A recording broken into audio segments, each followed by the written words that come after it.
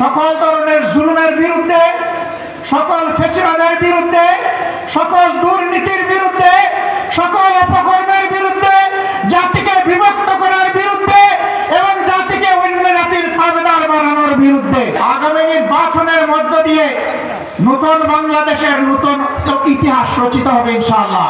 আজকের এই সম্মেলন তার একটা বাস্তব প্রতিফলন। এখানে ইসলামী এবং দেশপ্রেমিক সংগঠনের নেতৃবৃন্দ আলহামদুলিল্লাহ উপস্থিত।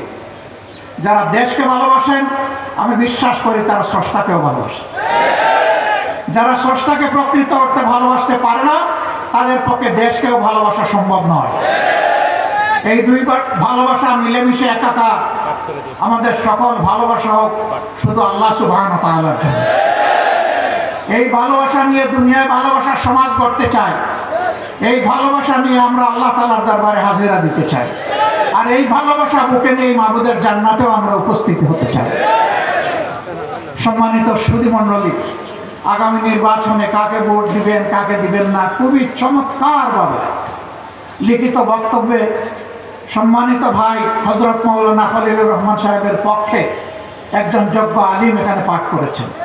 বিষয় একদম ফকফকা সাফ, এখানে কোনো অস্পষ্টতা নেই।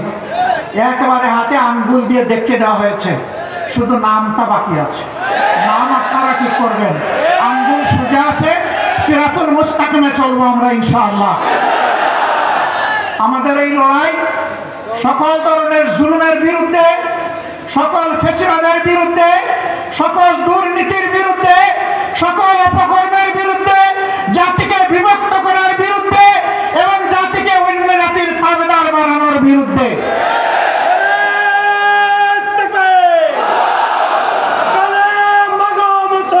মুসলমান কারণ লাল সব পরোয়া করবে না ইনশাআল্লাহ। আমরা পরোয়া করবো শুধু পরওয়ারদিগারকে। আল্লাহ তাআলা সেই তৌফিকটুকু আমাদেরকে দান করুন। কি বুঝলেন ভাই? অনলি যেটাই চাই। আগামী নির্বাচনের মধ্য দিয়ে নতুন বাংলাদেশের নতুন ইতিহাস রচিত হবে ইনশাআল্লাহ। একটা আহ্বান আপনাদের প্রতি।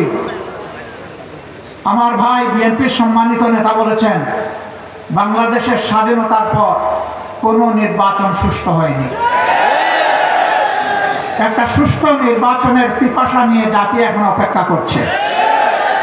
এই নির্বাচনে অতীতের মতো কোনো ইঞ্জিনিয়ারিং, কোনো মেকানিজম অথবা ভোট কেড়ে নেওয়ার কোনো পায়তারা চালানো হলে আমি আপনাদেরকে বলবো, আপনারা বুলেট হয়ে গর্জন করবেন। ওই দুষ্ট হাত আপনারা অবশ করে দেবেন। শুধু ভোট দিবেন না, ভোটের পাহারাদারিও করবেন। আপনার ভোটে আপনার প্রতিনিধি নির্বাচিত হবে, সেটি নিশ্চিত না হওয়া পর্যন্ত আপনারা বিশ্রাম নেবেন না। বলবেন যে দায়িত্ব আমাদের দিয়ে আপনারা কি অবসরে যাবেন? না না, আপনাদের সামনে থেকে একসাথে লড়াই করবো ইনশাআল্লাহ। মানুষের অধিকার প্রতিষ্ঠার জন্য এ লড়াই থেকে কেউ আমাদেরকে থামিয়ে রাখতে পারবে না ইনশাআল্লাহ। ভোট পছন্দের প্রার্থীকে যে যাকে পছন্দ করে তাকে দেবে, কিন্তু আমাদের অনুরোধ, আমাদের সকল ভাই মা এবং বোনেরা যেন ভোটের সেন্টারে যান। ধৈর্য ধরে ভোট যেন তারা দিয়ে আসেন।